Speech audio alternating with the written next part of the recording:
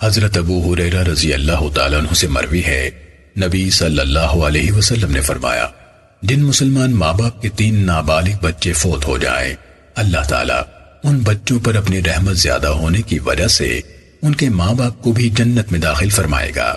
بچوں سے کہا جائے گا تم جنت میں داخل ہو جاؤ، وہ کہیں گے ہم تب جائیں گے جب ہمارے ماں باپ بھی جنت میں جائیں، تو فرمایا جائے گا تم اور تمہارے ماں باپ سب جنت میں داخل ہو جاؤ۔